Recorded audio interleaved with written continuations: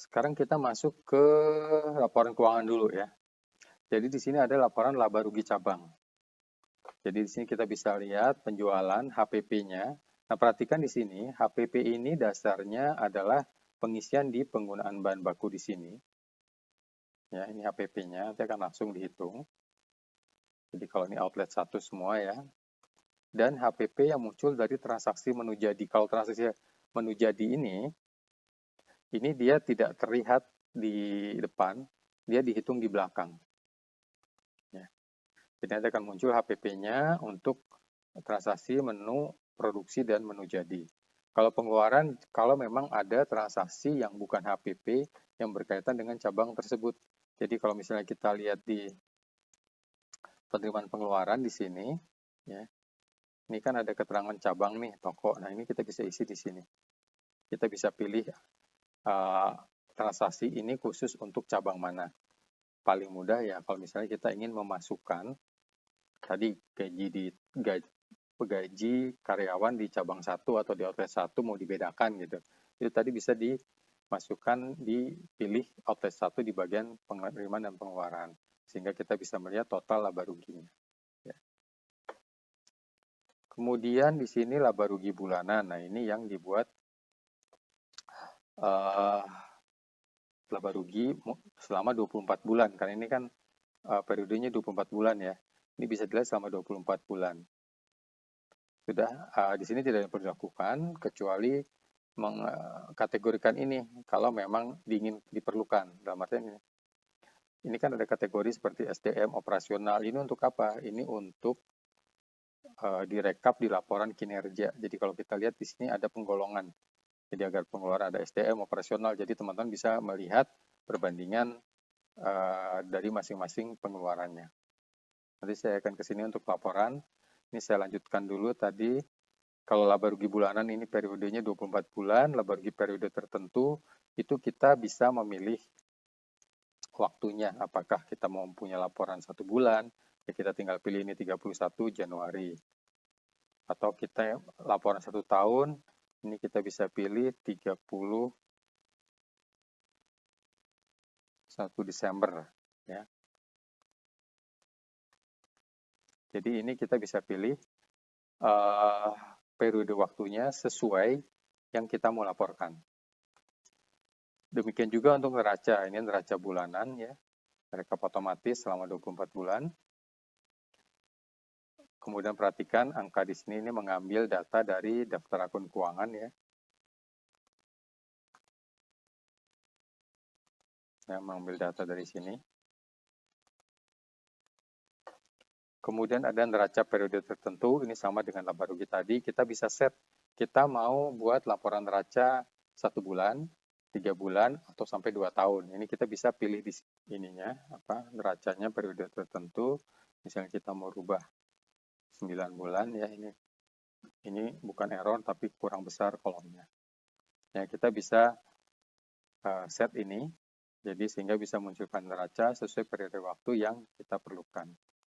Demikian juga halnya untuk laporan arus kas, ini telah ada laporan 24 bulan, dan ada laporan arus kas yang kita bisa pilih periodenya di sini. Untuk ekuitas tidak ada laporan bulanannya, jadi langsung laporan periode tertentu.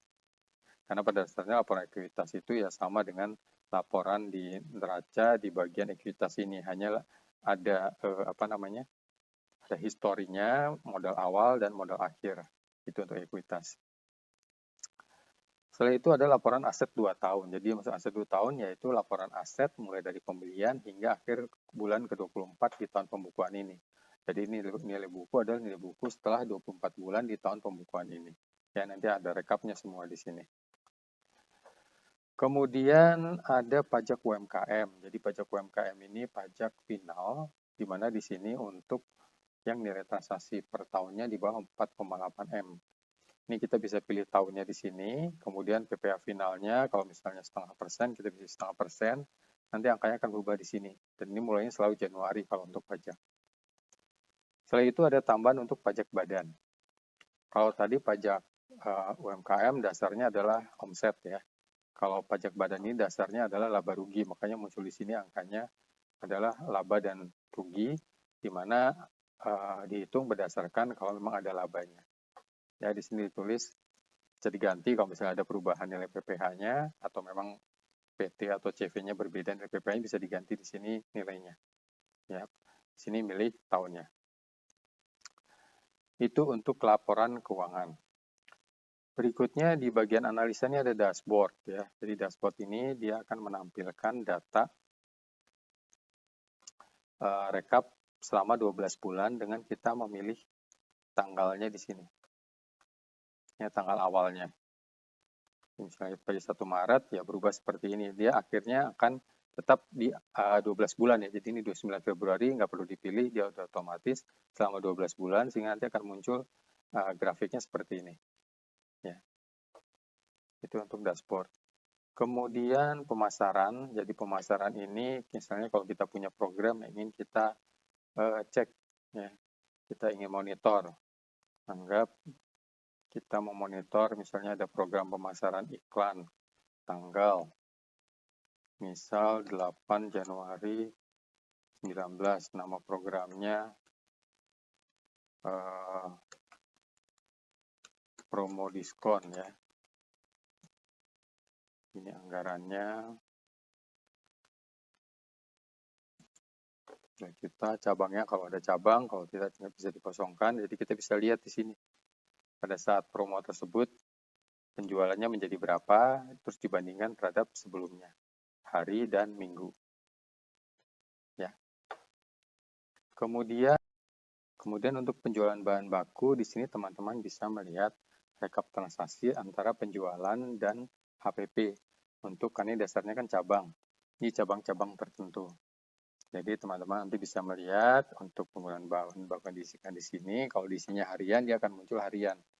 Tapi kalau diisinya misalnya mingguan atau bulanan, dia akan tetap muncul di tanggal yang sama di bagian penjualan ini. Ya, jadi teman-teman bisa membandingkan secara langsung antara penjualan dengan HPP yang keluar di saat itu. Itu ada tambahan laporan kinerja. Laporan kinerja ini pada dasarnya adalah laporan keuangan yang membandingkan laba rugi, arus kas, dan neraca dari 12 bulan periode sebelumnya dengan 12 periode berikutnya. Jadi ini perhatikan kan mulai 1 Januari ya. Kalau di file contoh 1 Januari tadi di setup saya ngasih contoh November 2018. Ini Januari, jadi perhatikan Januari sampai Desember. Ini juga Januari sampai Desember. Ya, kalau misalnya ini saya ganti, misalnya 1 November 18 ya. Itu nanti kalau kita lihat ke kinerja, akan berganti ininya, 12 bulan periodenya. Ya, itu untuk bagian analisa. Kemudian untuk penjualan bahan baku, di sini teman-teman bisa melihat rekap transaksi antara penjualan dan HPP. Untuk kan ini dasarnya kan cabang. Ini cabang-cabang tertentu. Jadi teman-teman nanti bisa melihat untuk penggunaan bahan baku yang diisikan di sini. Kalau diisinya harian, dia akan muncul harian. Tapi kalau diisinya misalnya mingguan atau bulanan, dia akan tetap muncul di tanggal yang sama di bagian penjualan ini. Ya, jadi teman-teman bisa membandingkan secara langsung antara penjualan dengan HPP yang keluar di saat itu. Itu ada tambahan laporan kinerja. Laporan kinerja ini pada dasarnya adalah laporan keuangan yang membandingkan laba rugi, arus kas, dan neraca dari 12 bulan periode sebelumnya dengan 12 periode berikutnya. Jadi ini perhatikan kan mulai 1 Januari ya. Kalau di file contoh 1 Januari tadi di setup saya ngasih contoh November 2018. Ini Januari, jadi perhatikan Januari sampai Desember. Ini juga Januari sampai Desember. Ya, kalau misalnya ini saya ganti, misalnya 1 November 18 ya. Itu nanti kalau kita lihat ke kinerja, akan berganti ininya, 12 bulan periodenya. Ya, itu untuk bagian analisa.